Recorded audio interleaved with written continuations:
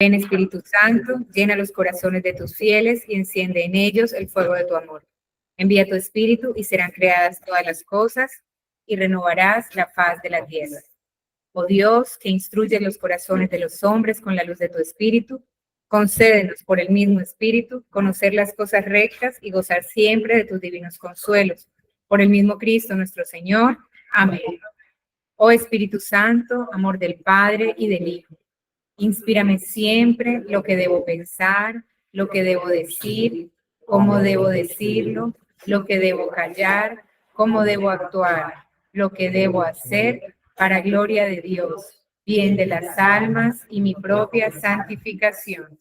Espíritu Santo, dame agudeza para entender, capacidad para retener, método y facultad para aprender, sutileza para interpretar, gracia y eficacia para hablar.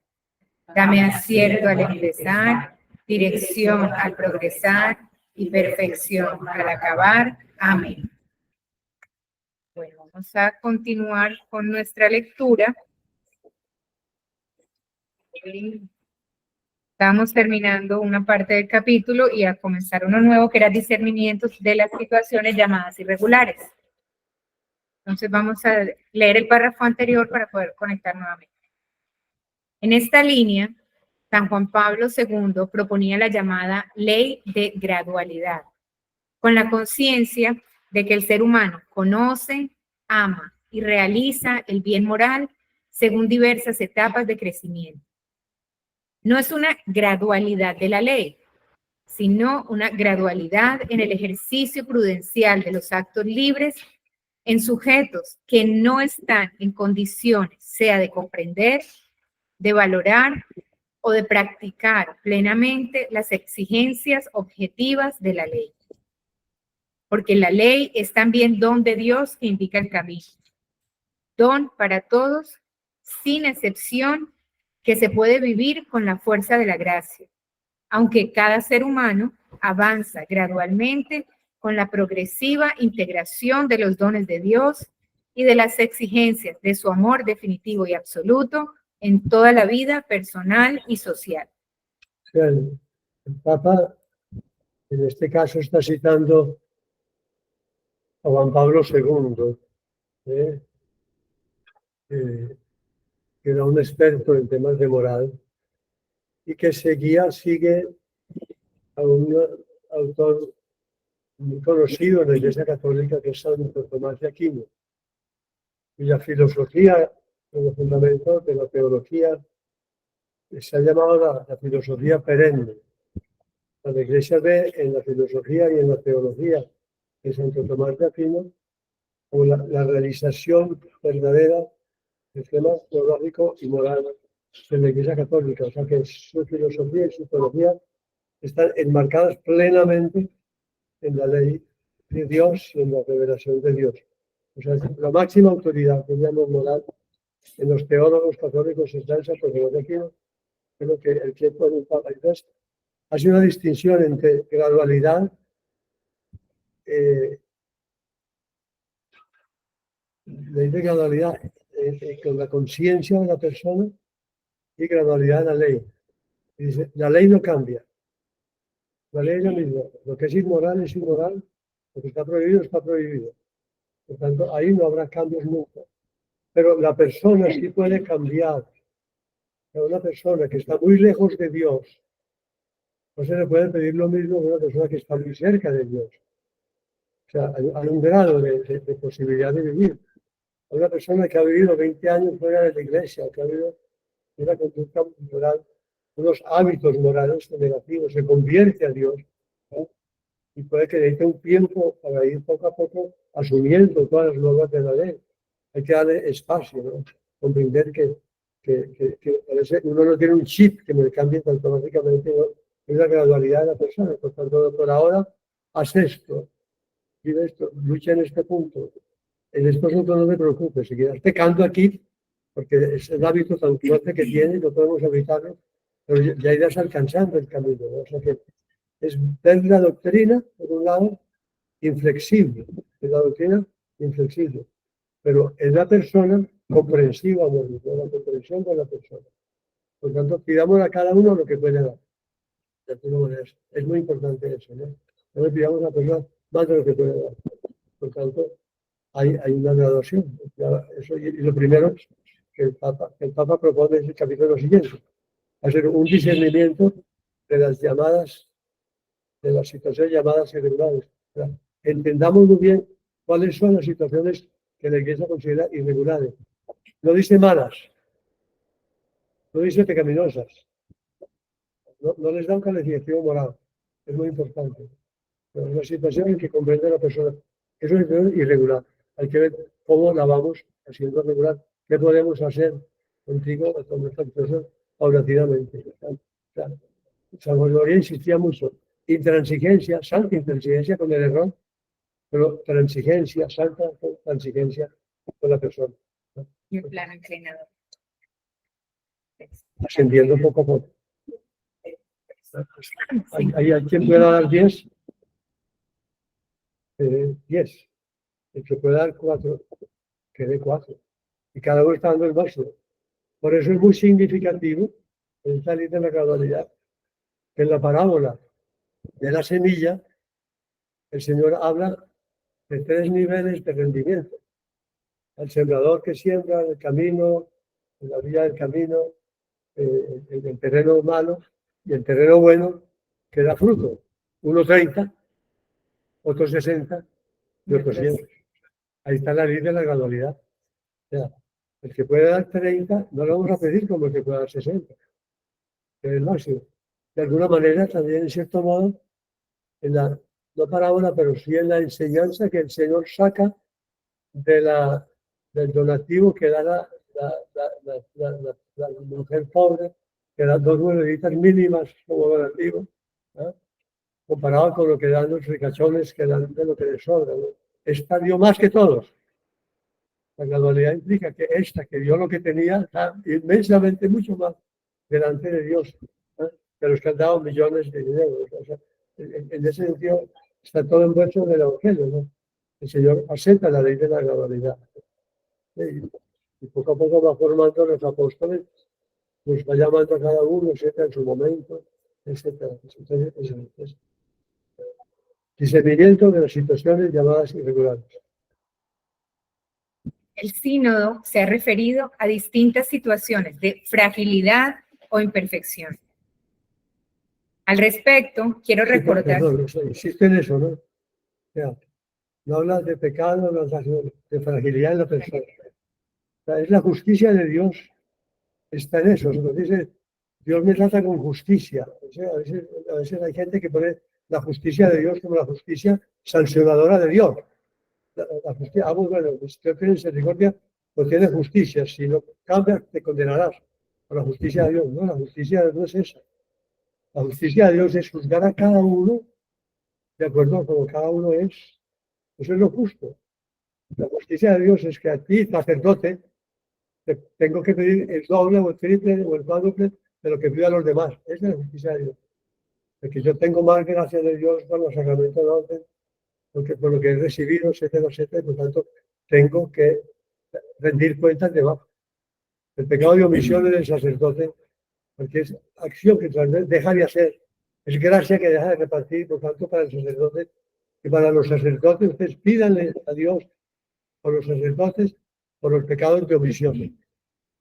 Un sacerdote que dice, no te tengo tiempo para confesarte a una persona que está haciendo una cosa gravísima, aunque no haya cometido ningún pecado de sí mismo, una omisión gravísima, esa persona podría condenarse si tú no lo pusieras enseguida, etcétera. Una persona que se da, pues llaman a mensajes a un enfermo y por comodidad o por pereza o por antipatía se demora y llega tarde. O sea, el sacerdote, los grados de misión son tremendos. La ley de justicia de Dios implica que el que más ha recibido, más se recibe también. Okay. Santa Teresita decía que ella no se iba a coger a la, o sea, que ella cuando muriera ya, más que acogerse a la misericordia divina, se iba a acoger a la justicia divina. Porque ella decía, el Señor sabe que Teresita no era capaz de más. Se decía más que a la misericordia era a la justicia de Dios. O sea, la justicia de Dios es misericordiosa, eso es lo bonito. Dentro de la justicia de Dios está la misericordia. Por tanto, puede ser, porque a veces la gente pregunta, bueno, sí, Dios es misericordioso, pero también es justo, pero como amenaza. La justicia. Eso implica también que nos hagamos descarados. No podemos decir, yo me acojo a la misericordia de Dios y mientras tanto hago lo que me da la gana. Pues chico, ¿no? ¿Cómo no es tampoco? Bonito no. Ok, perdón. Ya. No, déjeme otra cosita, chiquita. Que de eso, que a mí me encanta por eso mucho ese pasaje donde dice, la caña cascada no la quebrará, el pábilo vacilante no lo apagará. Es de eso también, o sea, si, ay, Dios mío, uno pegado de nadita y el Señor sabe, tan bueno, tan rico tener eso para nosotros. Al respecto, quiero recordar aquí algo que he querido plantear con claridad a toda la iglesia para que no equivoquemos el camino. Dos lógicas recorren toda la historia de la iglesia: marginar y reintegrar. El camino de la iglesia, desde el Concilio de Jerusalén en adelante, es siempre el camino de Jesús, el de la misericordia y de la integración. El camino de la iglesia es el de no condenar a nadie para siempre y difundir la misericordia de Dios a todas las personas que la piden con corazón sincero. Porque la caridad verdadera siempre es inmerecida, incondicional y gratuita. Entonces, hay que evitar los juicios que no toman en cuenta la complejidad de las diversas situaciones. Y hay que estar atentos al modo en que las personas viven y sufren a causa de su condición. ¿Quién pone ejemplos en el Evangelio de esto que acabo de leer? El camino de la iglesia es el de no condenar a nadie para siempre y difundir la misericordia de Dios a todas las personas que la piden con corazón sincero. Pongo el ejemplo.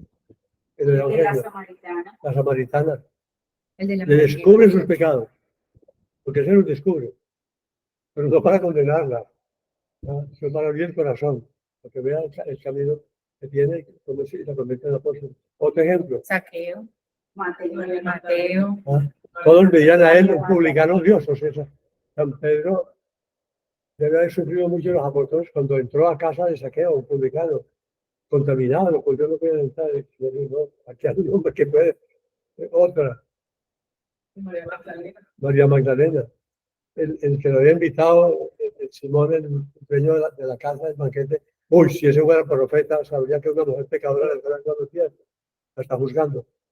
Amaba mucho y se le perdonó mucho. Otro ejemplo. La mujer adúltera. La mujer adúltera. Algunos pasajes creen que el discurso del Señor, la parábola del hijo pródigo, que fue hecha en la casa de Saqueo, que los apóstoles estaban nerviosos, no querían entrar al banquete porque le contaminaba, etc. Se aprovechó para dar la parábola del hijo pródigo, que vuelve. Eso no está en la Biblia así, algunos. Hay muchos ejemplos, conocí uno en 10 minutos con Jesús. Es una interpretación que yo no conocía y que no conozco de ningún teólogo que la haya hecho, ¿no? Y que el joven rico es San Marcos. El sacerdote que estaba explicando el pasaje del joven rico, dice, es muy significativo que San Marcos, que en su evangelio se menciona en una ocasión, es cuando prendieron a Jesús, el muchacho que salió por la noche a ver qué estaba pasando, y lo fueron a coger toda la sábana y se fue como los trabajos del mundo, ¿no? Es el único que San Marcos todo el mundo ha pensado. Entonces dice, San Marcos es el único que en la episodio del joven rico dice que lo miró con cariño, decía el sacerdote. Dice, esa mirada con cariño, los demás evangelistas no la captaron, no la mencionan. San Marcos la menciona. O sea, dice, puede ser que se sintió mirado con cariño. Esa mirada con cariño lo llevó a reflexionar después, que aunque se fue triste, después encontró camino para recuperarse y para volver.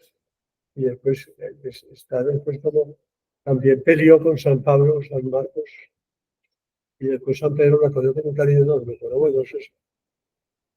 Es decir, son ejemplos en los cuales el Señor ve y mira con cariño la fragilidad, la debilidad, y comprende. Okay. termina diciendo, hay que evitar los juicios que no toman en cuenta la complejidad de las diversas situaciones y hay que estar atentos al modo en que las personas viven y sufren a causa de su condición. Muchas personas que viven en pecado viven también preocupados por su situación de pecado. No puedo volver, no puedo casarme, etcétera. Es que sufren. Hoy los homosexuales, por ejemplo, son personas que han sufrido mucho, muchos desprecios, etcétera, tradicionalmente, ¿no? Son personas que sufren muchísimo. Por tanto, buscarlos, condenarlos, imposible, comprender eso, ver ese sufrimiento que hay también. Hay personas que están viviendo, hay una persona que es cercana a la labor de una ciudad de la costa, ¿no? que no ha podido casarse porque su marido pues tiene otro matrimonio anterior, no ha podido hacer un proceso de unidad. Es una persona que vive por amor de Dios, que está en todas las actividades de la obra, que habla con el sacerdote, que sufre por lo tanto muy grande, ese sufrimiento también. ¿No? Tú estás en pecado, no te acerques por aquí, riesgos, ¿no? Se trata de integrar a todos. Se debe ayudar a cada uno a encontrar su propia manera de participar en la comunidad eclesial para que se sienta objeto de una misericordia inmerecida, incondicional y gratuita. Nadie puede ser condenado para siempre porque esa no es la lógica del Evangelio. No me refiero solo a los divorciados en nueva unión, sino a todos, en cualquier situación en que se encuentren.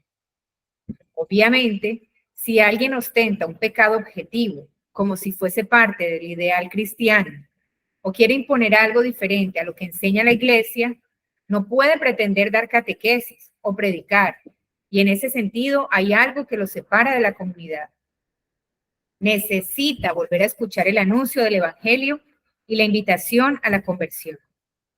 Pero aún para él puede haber alguna manera de participar en la vida de la comunidad, sea en tareas sociales, en reuniones de oración o de la manera que sugiera su propia iniciativa junto con el discernimiento del pastor. Acerca del modo de tratar las diversas situaciones llamadas irregulares, los padres sinodales alcanzaron un consenso general que sostiene. Respecto a un enfoque pastoral dirigido a las personas que han contraído matrimonio civil, que son divorciados y vueltos a casar, o que simplemente conviven, compete a la Iglesia revelarles la divina pedagogía de la gracia en sus vidas y ayudarles a alcanzar la plenitud del designio que Dios tiene para ellos, siempre posible con la fuerza del Espíritu Santo. Abre un espacio que integremos, la palabra integrar es muy importante, que se van integrando a la Iglesia paulatinamente estas personas, o sea, esta persona que está en situación, totalmente.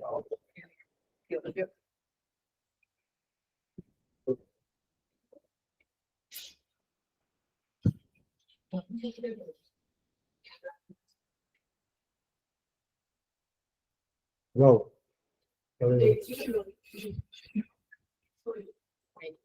Wow.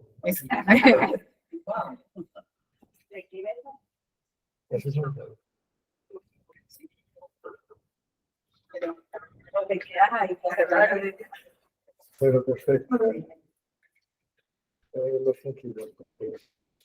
El abanico hace tirar también. Ahí. Ahí está bien. Gracias. O sea, integrar a una persona, una familia, o lo que sea, pues, uno de los esposos, que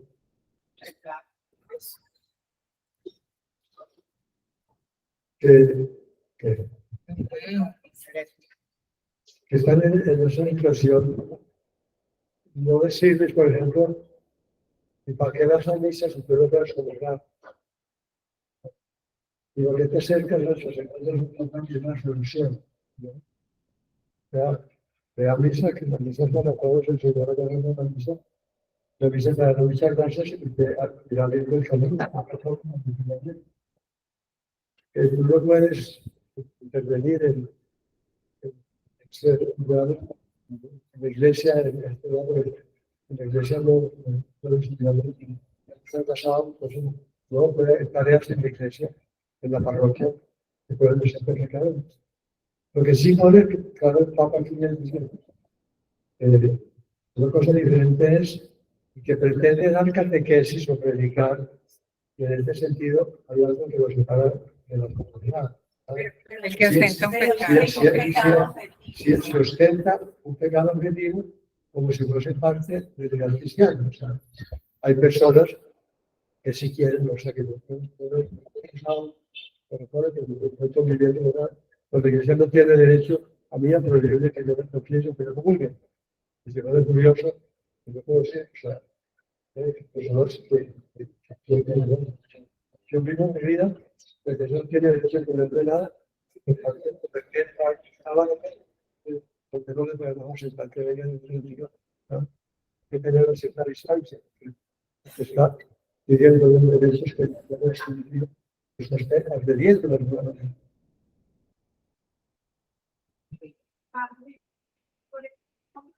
A veces pasa que una pareja se une en matrimonio, pero uno de los dos es más practicante que el otro y eso es una de las razones por las cuales, digamos, se separan. Y esa persona encuentra en su camino con los años, no que no haya sido la razón de infidelidad, sino que con los años encuentra a otra persona y los dos ya digamos, se entregan a ir a la iglesia, a ayudar con obras de caridad y todo eso. Obviamente no pueden comulgar, pero digamos, ¿cómo ve la iglesia eso? O sea, ¿cómo ve, digamos, un sacerdote que sabe que esa persona estuvo casada con anterioridad, pero que realmente ve sensatamente que esa pareja que se lo van a unir, reza rosario, van a misa, hacer obras de caridad, pero lastimosamente con la pareja con la que se presentó de Dios el matrimonio no fue posible? O sea, ¿cómo ve la iglesia eso? No, es lo que estamos viendo, obviamente, o sea, que todo esto no mira el pecado, sino mira a la persona, qué razones hay. Miremos a ver si es posible que haya unidad en la primera anterior, recemos por esto, y comentemos que pues Dios oiga el que camino vamos encontrando, que él participa en esto, le invito a retiros espiritual, que muchas veces a un curso de retiros, que probablemente mujer, etcétera. No te sientas en otro, no puedes comulgar, no te puedes comulgar, cuando quieres entrar con Dios, Dios te ama con una actitud de ese tipo. ¿Qué cosas positivas pueden venir? En Europa se decía el Papa, o además del Papa de se ha institucionalizado mucho el gesto de la comunión espiritual prácticamente, o sea, pero que todas las personas hacen fila en la comunión, a veces que no van a comulgar, pasan la fila, llegan delante de las dos de la Eucaristía, hacer esto, tiene que hacer de cabeza, hacer una comunidad espiritual y sí, o sea, es algo que es bonito y que se puede recomendar. Lo que no se puede es, eso sí es una lástima, que va contra esto que dice el Papa. O sea, lo que me contaron que no se recuerdo recientemente, haciendo como la escritura diciendo, no es espiritual lo que sea, los que estén pecados graves y los estén casados con aquel banco, no pueden acercarse a comunidad. A señalar a las personas, así que no comulgan porque es un pecado gravísimo como se puede señalar. Porque intimida a la persona, la comunidad espiritual, en este caso, Dios acepta que la comunidad espiritual es el deseo de la persona felicidad. Ese deseo se puede fomentar, es el deseo. A mí me tocó en España eso y es muy lindo porque entonces se acercan los niños que no han hecho la primera comunión o cualquier persona que no se ha podido confesar o algo y van así en la filita y el sacerdote les impone las manos y es como muy lindo. Y una cosa, y ya, dale. No, es que porque somos todos igual los que a veces lo hacemos, pero ¿cómo ponemos escala de valores nosotros a los pecados? Si es que el adulterio o la homosexualidad es tan pecado como evadir impuestos, como decir mentiras, como hacer otra cosa. Entonces, nada, si estamos todos ahí como ¿vale? Porque nos vamos a señalar, y más bien apuntarnos hacia la misericordia de Dios, hacia ir con calma, como dice ahí, gradualmente enderezando el camino todos, que es la lucha de todos. Sí. Ah, perdón, padre, pero esos pecados que tú nombraste al principio son pecados mortales y de pronto lo segundo que nombraste es pecado venial. Yo creo que sí hay Pero- una diferencia, padre. Marta, pero no robar está dentro de los 10 mandamientos y una evasión de impuestos es eso, es un robo. Entonces está dentro de la misma categoría. Digo yo, pues aquí, Ah, el padre ya, que nos ya. diga, Sí, ya te entiendo, sí. Bien. Yo diría que hay casos de casos, Chavo, cuando a veces no tiene explicación. Yo conozco una familia, 4 hermanos. Los papás casados y separados. 3 hermanos se casaron y se separaron. Y la única que decidió no casarse para no correr la misma suerte es la única que ha mantenido su hogar y son personas que van a misa diaria y todo. Eso me dice, ¿qué pasa ahí, verdad? Porque ya los que se casaron se separaron y la única que no se casó es la que ha mantenido su ella, digo, que no se casaba porque para no correr no se su hogar. Es la respuesta difícil que pasa hay que darle la conciencia de cada persona. De esa parte sí es lógico que usa la conciencia de Dios, que hay una posibilidad de la salud.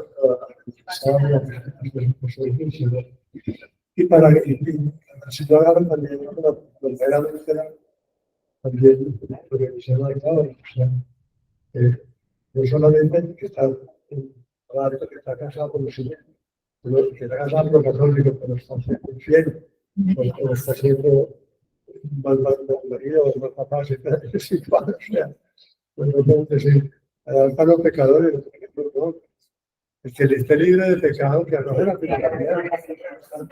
Porque no, antes de juzgar, mira de tu mismo. Que tú estás jugando a esa persona porque no es nada, no te nada. Pero mira tu tipo de material que estás viviendo. Mira el santo que te estás dando de mujer, señor.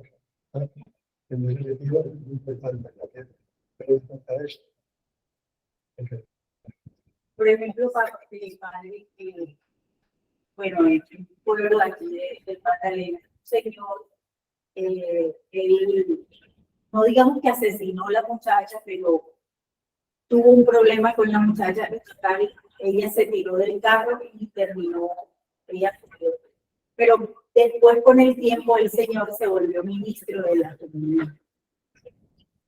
Yo me acuerdo que mi tía y mi mamá misma me decía, cuando él salía a dar la comunión, ella le decía, yo no le voy a recibir la comunión a ese señor porque ese señor es un asesino.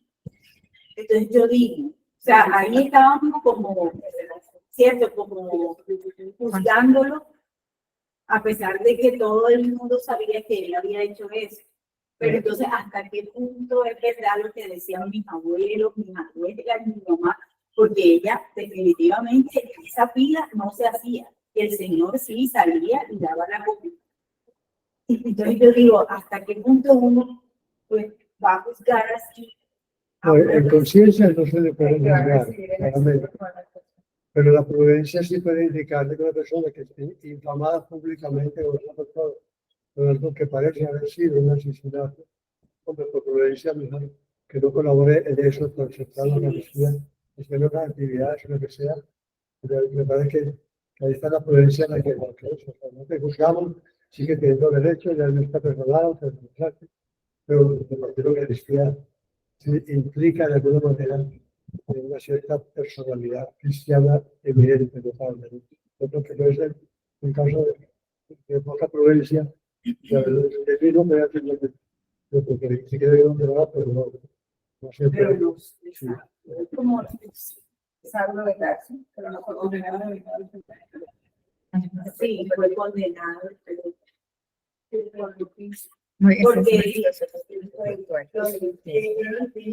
los divorciados en nueva unión, por ejemplo, pueden encontrarse en situaciones muy diferentes, que no han de ser catalogadas o encerradas en afirmaciones demasiado rígidas sin dejar lugar a un adecuado discernimiento personal y pastoral.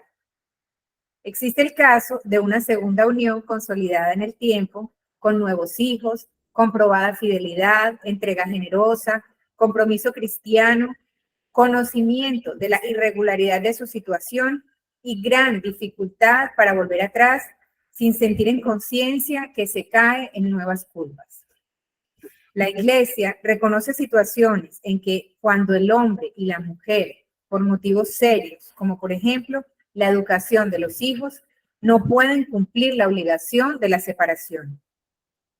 También está el caso de los que han hecho grandes esfuerzos para salvar el primer matrimonio y sufrieron un abandono injusto, o el de los que han contraído una segunda unión en vista a la educación de los hijos y a veces están subjetivamente seguros en conciencia de que el precedente matrimonio irreparablemente destruido no había sido nunca válido.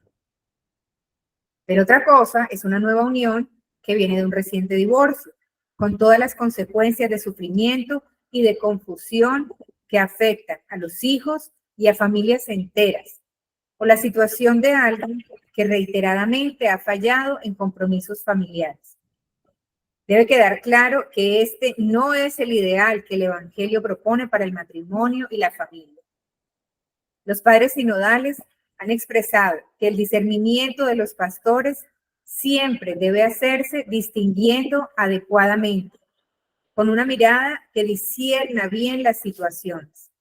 Sabemos que no existen recetas sencillas. Bien. Ahí te estaban hablando, Lisa. Ok.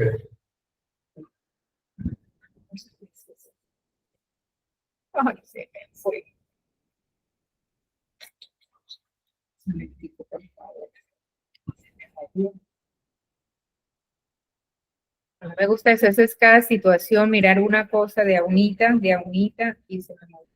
Entonces, tenemos que, perdón, aquí se me movió. Con mucha misericordia, y con mucha calma, que cada situación es única, cada alma es única, y no hay más.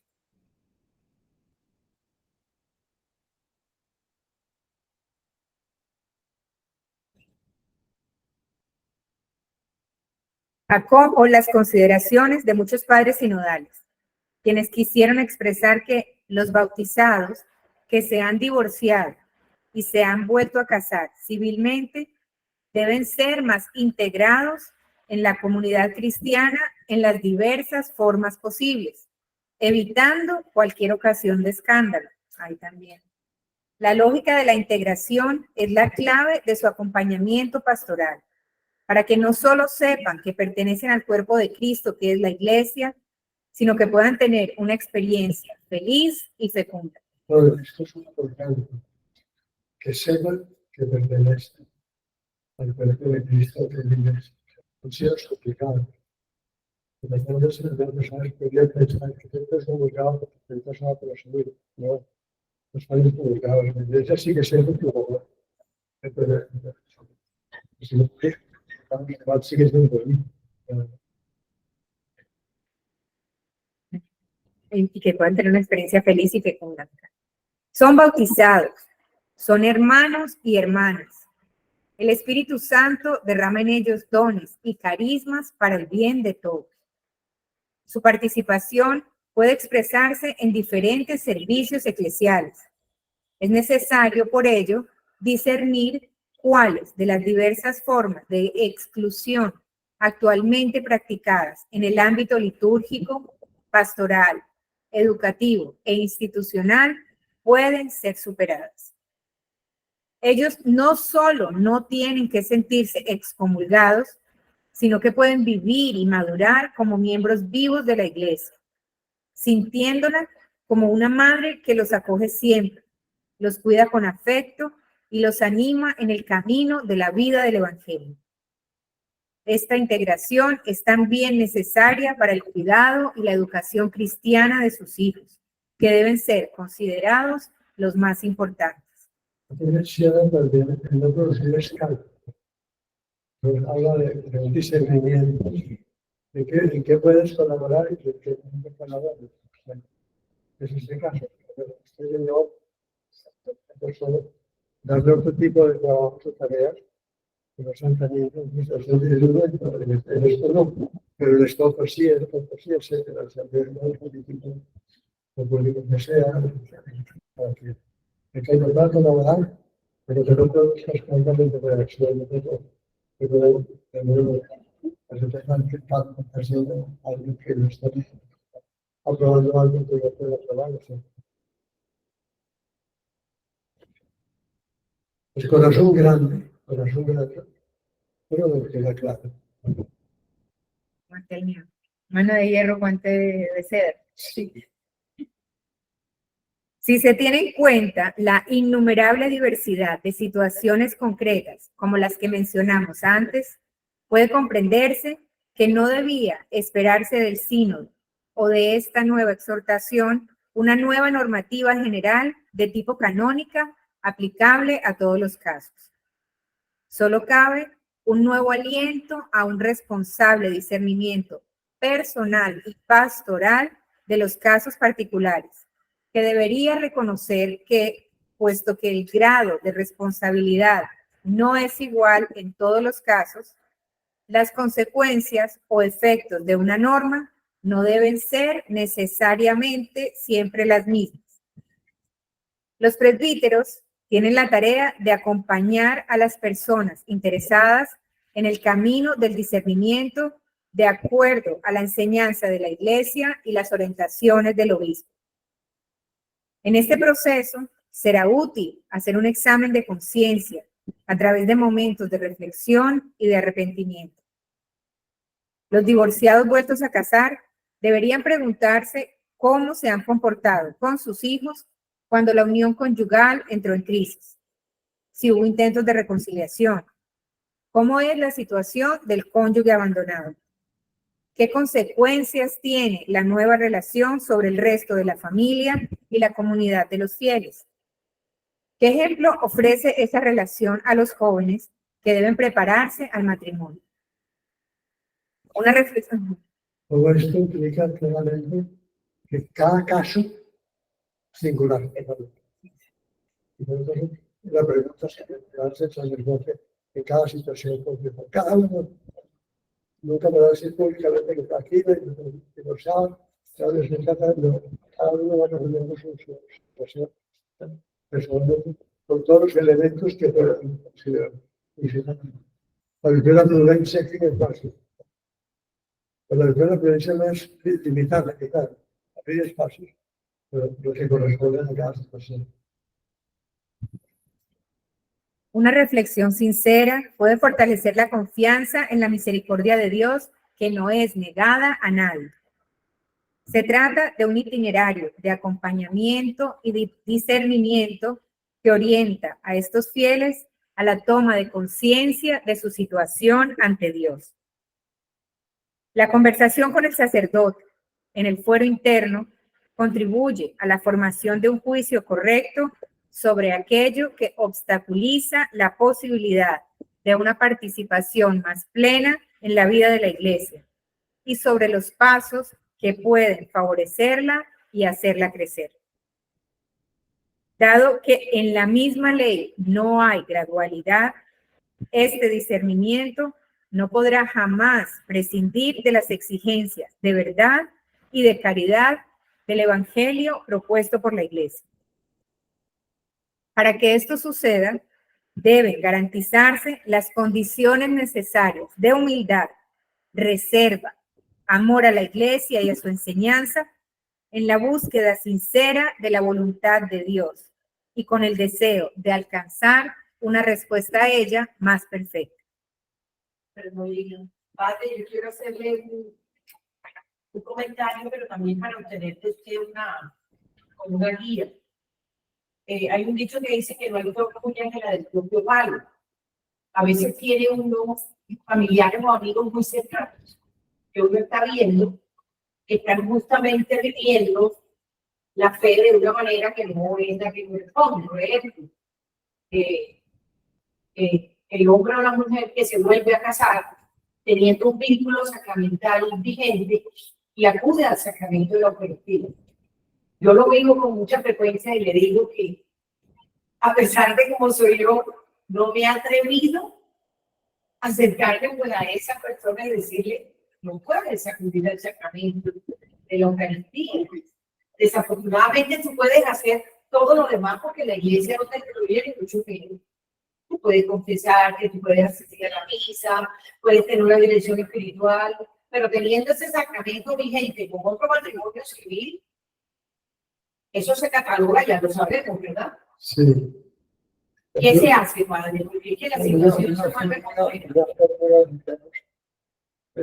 Los laicos, los titulares, no es bueno que estén dando calificativos morales para acusar a la persona. Porque eso dice que nosotros es importante que recibió de Dios un papel de juzgar en la confesión, lógicamente, si hay pecado, si hay pecado. Por tanto, no decir estás en pecado y por tanto no puedes ser pecado. Pero si yo le digo, en tu situación, qué bueno sería que consulte con su sacerdote a ver cómo ayudarte a manejar ese tema que la penitencia. Tengo entendido que hay alguna restricción para poder, en el caso como es esto, lo preguntar a la sacerdote que tengan yo orientarles a que lo vean sacerdote, que sean sacerdote que le puedan explicar con dedicación. Y si es duro, valorar también la capacidad que tenga esa persona de recibir esa representación, está de buena fe comulgado. Pero si yo le digo de este tema, la furia que va a tener, la rabia que va a tener, un caso, muchas del cuerpo, un hermano que estaba en las condiciones, que está comulgado. Le digo, si es que me contesta de que está vas a los hermanos, mira, te voy a estudiar y debe 40 años más que de un grupo que vaya a hablarse. Yo totalmente lo desconocía, no provocar esa reacción.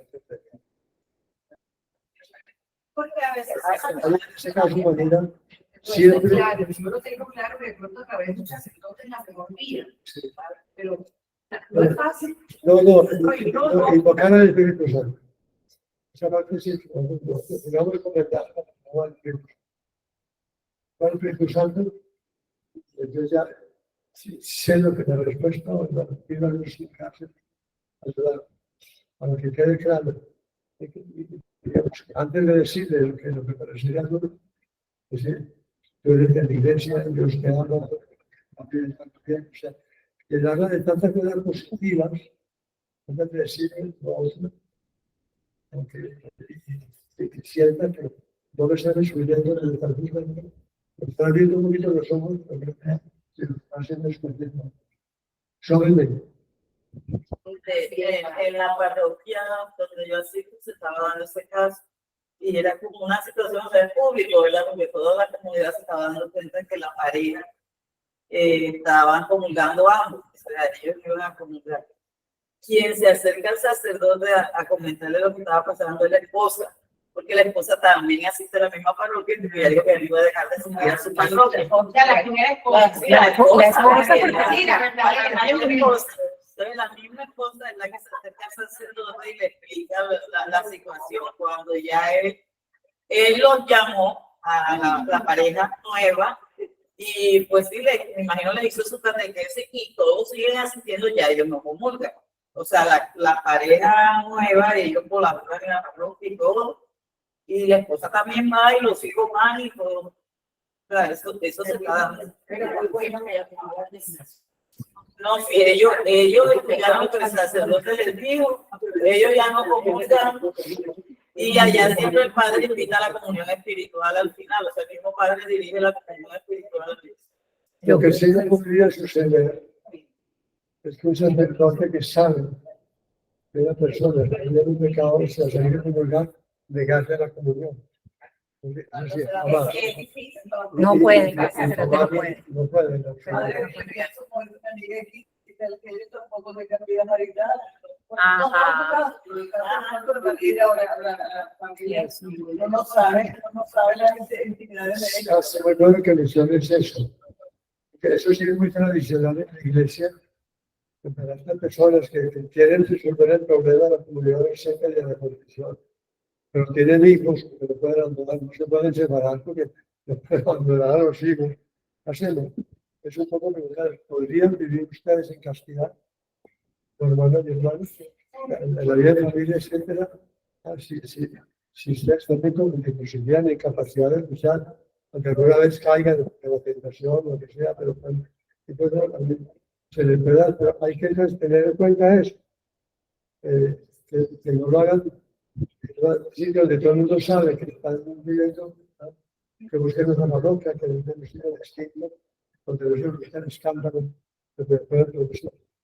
Pero mire lo que es la importancia de uno tener o asistir a una formación. No importa la edad que uno tenga, porque uno va conociendo, va aprendiendo, va asimilando.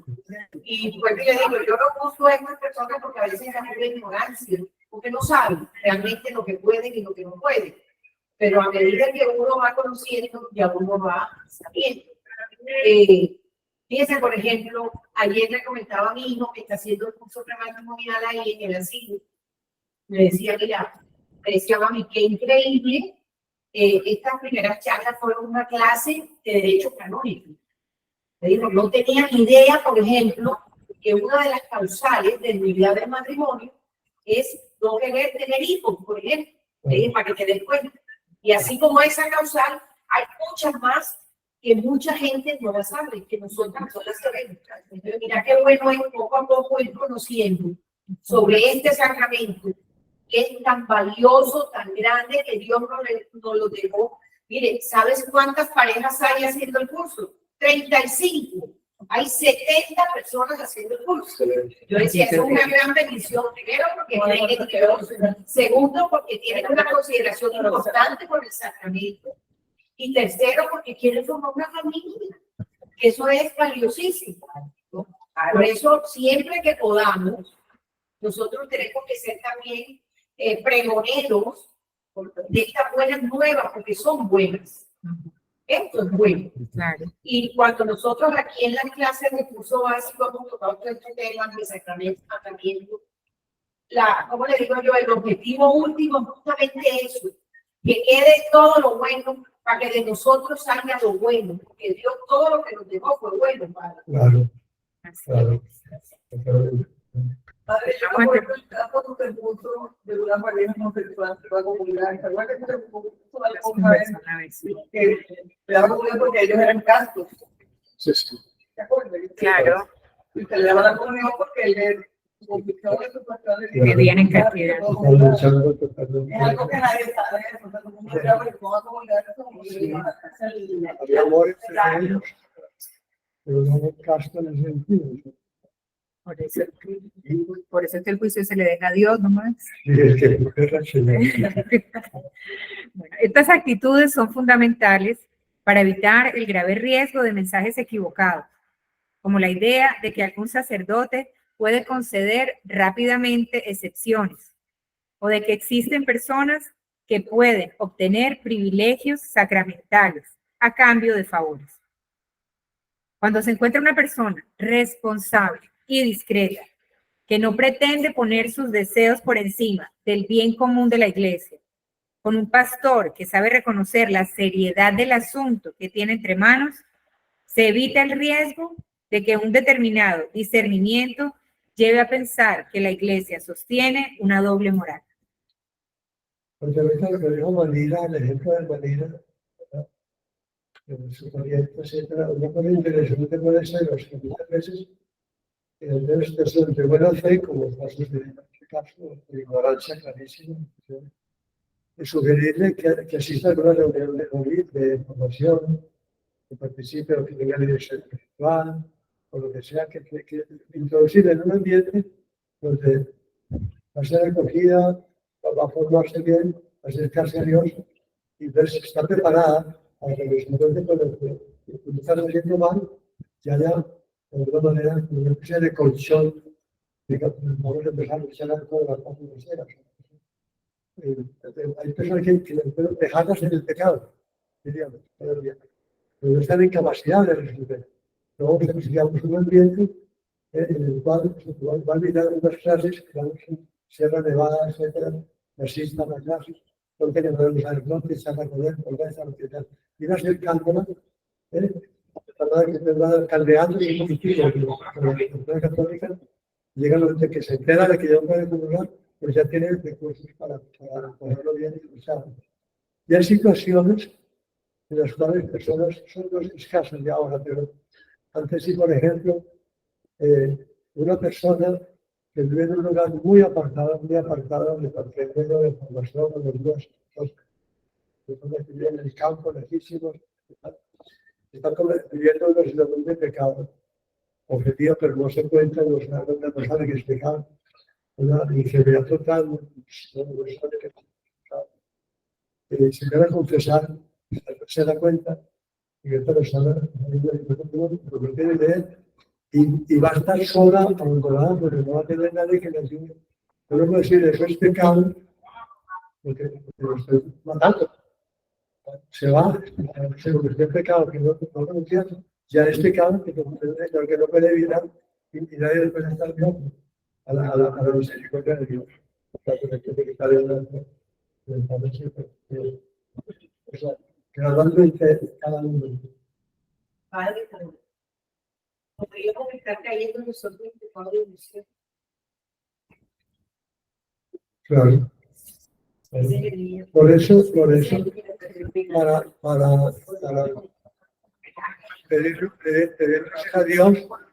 pedir luces a Dios, ¿cómo le digo? Dios, no sé cómo habrá, cuando quiero caer en pecado de oración, voy a pedirle a Dios, y ya Dios irá pensando las formas de la vida de la gente. Pero siempre comprendiendo, siempre a distancia. Y llevando en algunos casos, pidiéndole a Dios, Señor, que no va a ser fácil que cambie esta situación. Y se va a haber un problema gravísimo que nos dé la oportunidad de que al final que se puedan casar o al final se puedan tener que tanto al final de la vida, que mueran en gracia, por lo menos. Ya, ¿no? Exacto. Sí. Por aquí la Mona tiene una pregunta. A ver. Abre el micrófono, Mona. De pronto sí, de pronto se le marcó porque, pero bueno, no sé. Okay. De todas maneras, para que sea pecado tiene que haber conciencia plena. Y si esa gente no tiene conocimiento. O sea, para que haya pecado mortal, necesitan tres condiciones. Plena advertencia, sé claramente que esto que estoy haciendo es pecado. No sé. Segundo, pleno consentimiento, lo quiero. Con todas las personas de verdad lo quiero. Y tercero, que la materia sagrada. La materia leve es el profesor.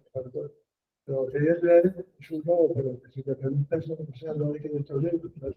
La materia leve, no hay que buscar. Que es materia grande, lo sé que es materia grande que es pecado, y lo que no es de tanto. Una persona normal, eso por eso, a personas como ustedes en general que están formando en la realidad, sí, aunque buscan la voluntad de Dios, que buscan que al Señor.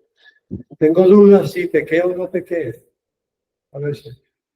No fui a misa el domingo, pero estoy si realmente había razones o no, si cometí pecado mortal. Esto lo diré en un púlpito en la misa de la iglesia. Pero aquí sí lo puedo decir. Si tienen dudas, pues muy bien. Con libertad.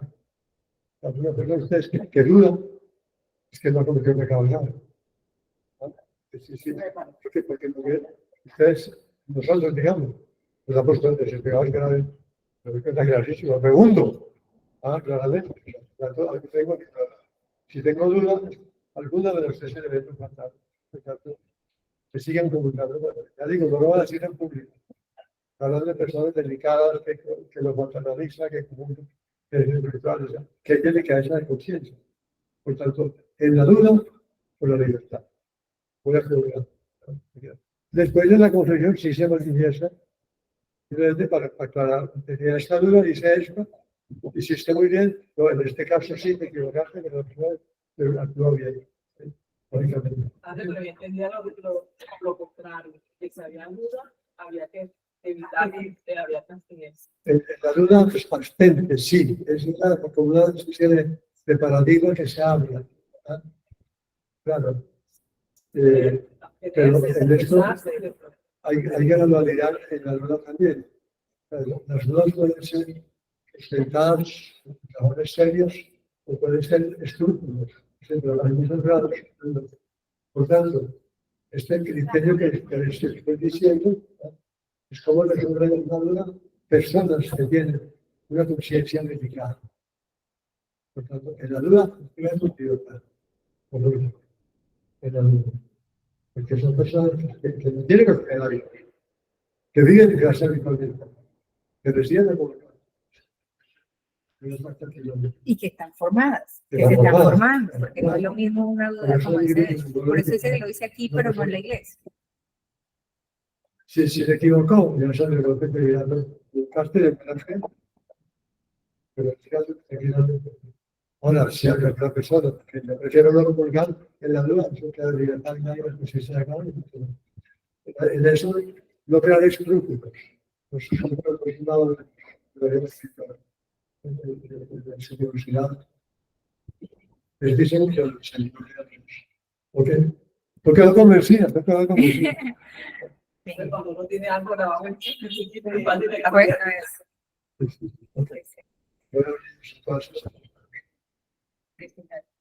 Dios te salve María, llena de gracia, el Señor está contigo.